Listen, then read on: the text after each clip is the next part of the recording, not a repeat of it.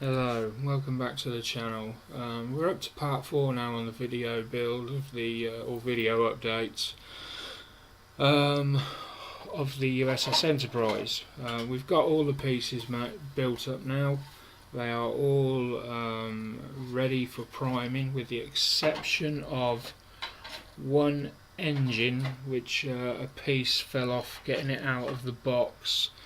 I'm just going to take care of that now,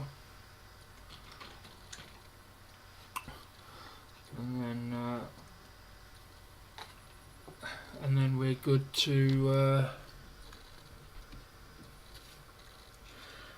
commence spraying. I'm just going to use some of this. Oh, we've got fireworks going off already. Somebody's watch is a bit slow.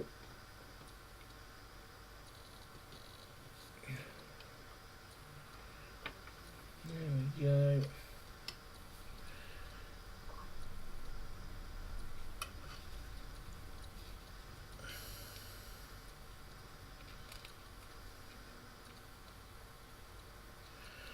We'll just let that set.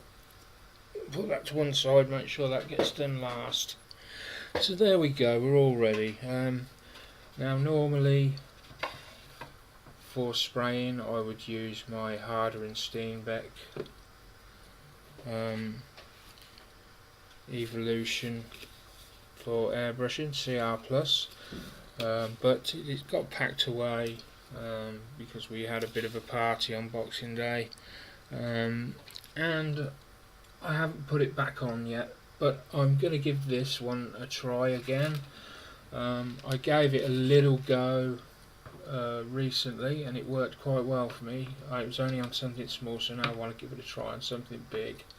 With this bottom feed, it's a cheap Chinese brush. It has got a name on it, but it's Flowze, Flowze. I don't know who they are, and it isn't straight out of the box, in that I've done a little bit of work on the airbrush to make it more refined in its use. I took the needle out, and you can tell on the needles when you take them out, the cheap ones are very coarse. They've got a sort of rough feel to them, and I basically used some Brasso wadding, and I just very gently polished the needle up, made it nice and smooth, and then I stripped it all down and added some lubrication to various areas, the needle, the air mechanism, and that's the lube that I used. Super Lube. It's made by Iwata, and it works with paint and doesn't needle mechanism. Sorry, I'm looking for the no silicone, non-toxic, but it doesn't react with paint. Basically, it said on the box.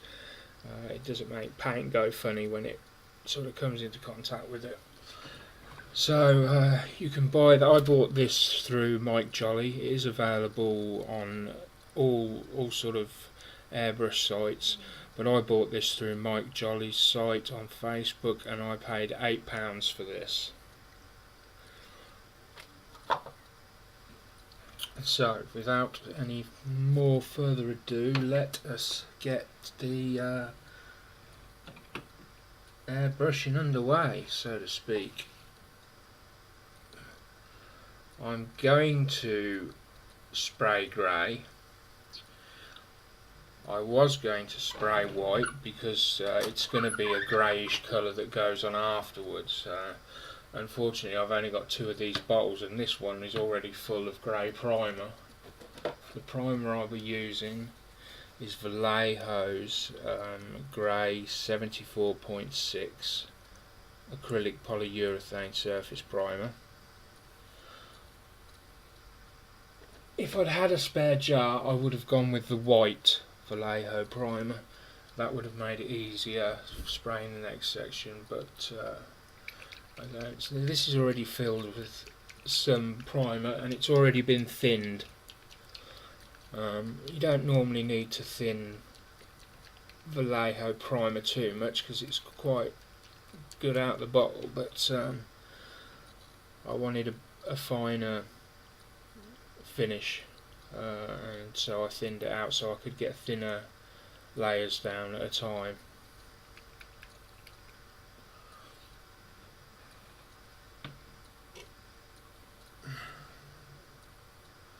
So then all I do is swap caps over.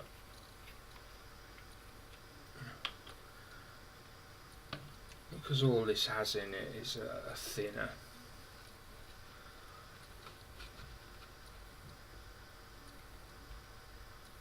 Just do that, and that will suck any of the paint out of that straw, so to speak.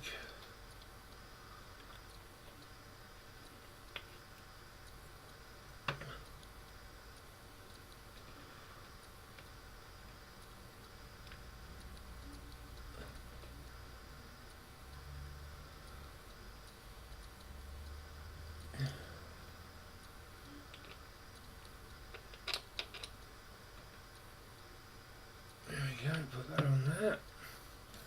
Let's get a glove on.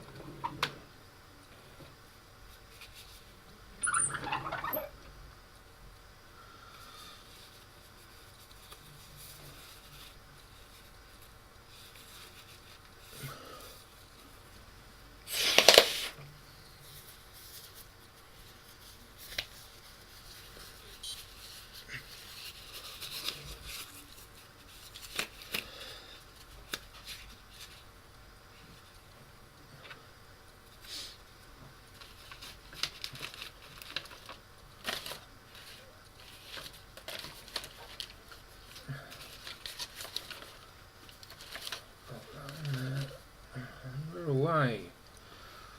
Oh dear, it's not having that, is it?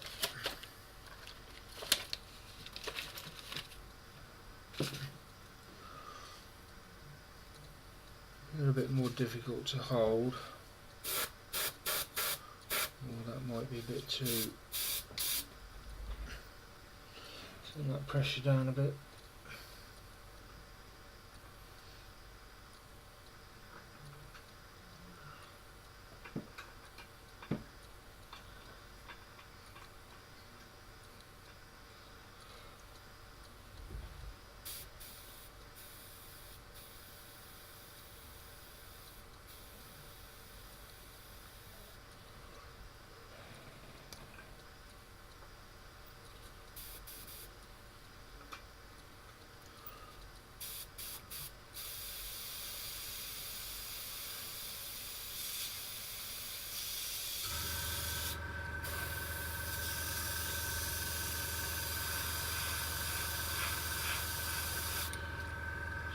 Get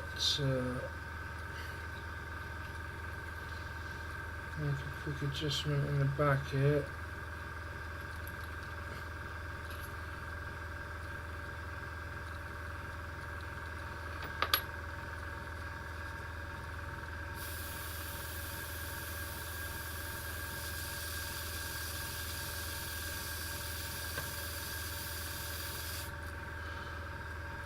It's been a long time since I've used this.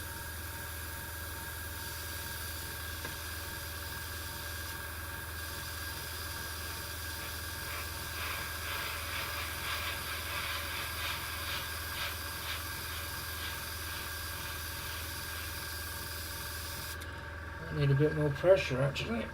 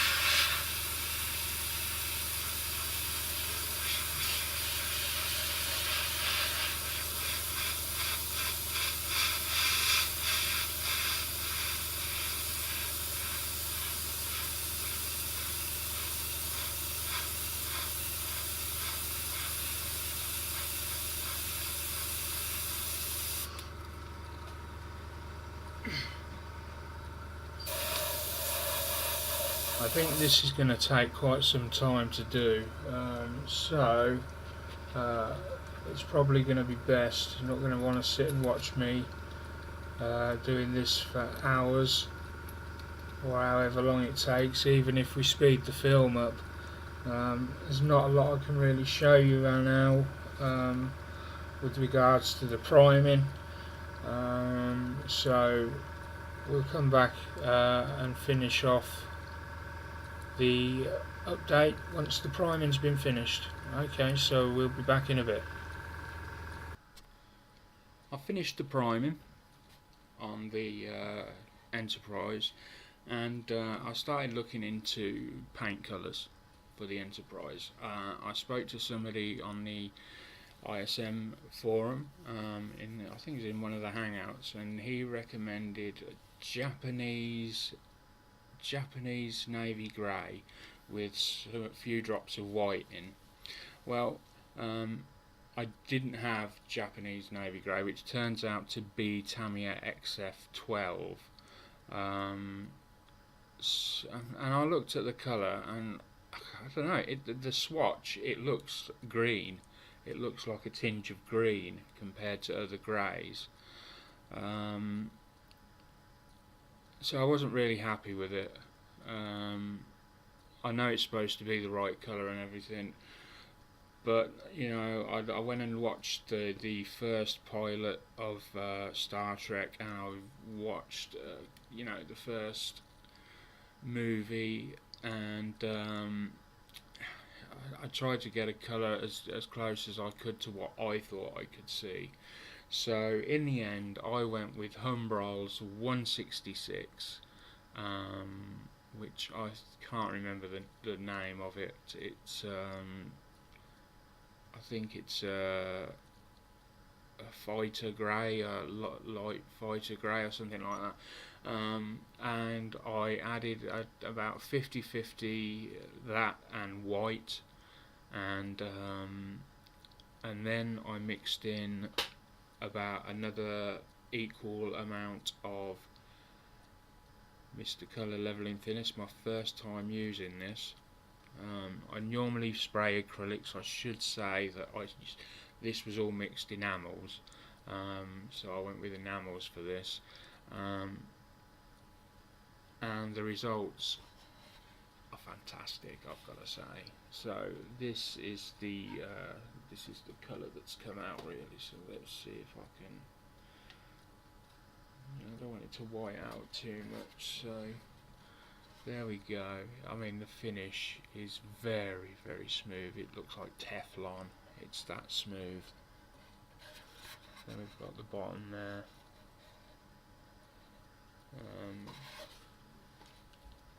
And what I've done is, because this needs, because it's enamel, I want to give it plenty of time to dry. It's so smooth.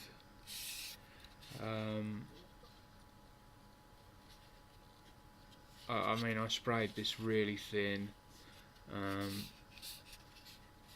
and it's just fantastic.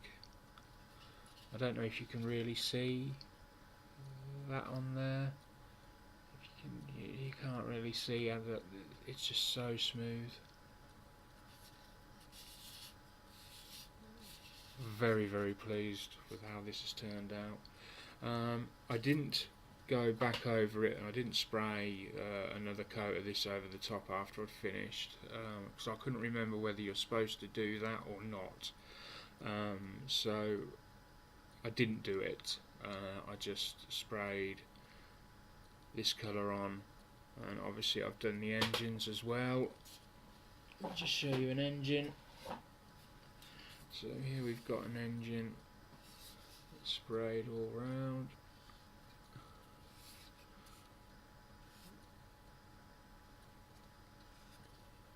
It's just faultless.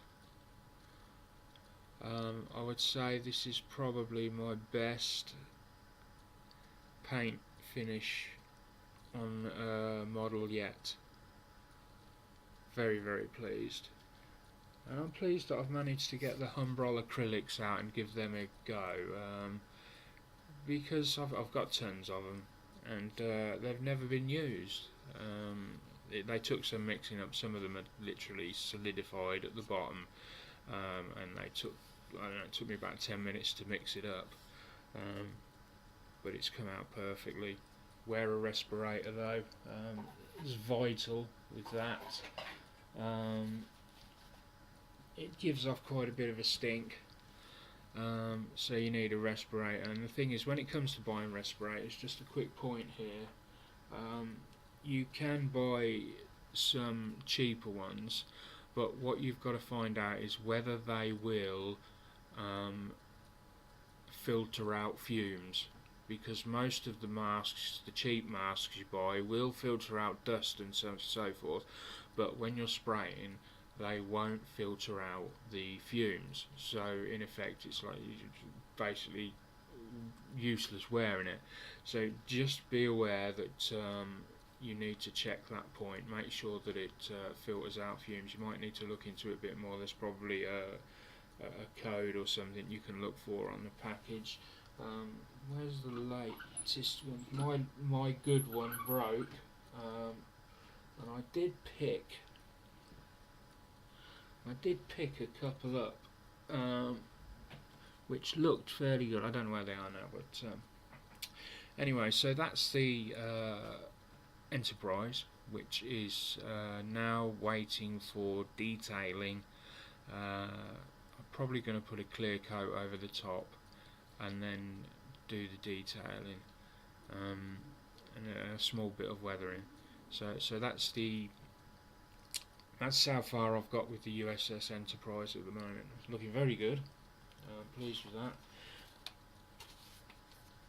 And yeah, that's where I think I'm going to leave this video, so that I keep everything nice in its own section, so I don't really want to wander off and do video something else now, because this is purely for the Enterprise. So that's that. We'll be back with the next video, which will be part 5, and that will be sort of detailing and weathering. Okay, thanks for watching. Don't forget to hit like and subscribe, and catch you soon.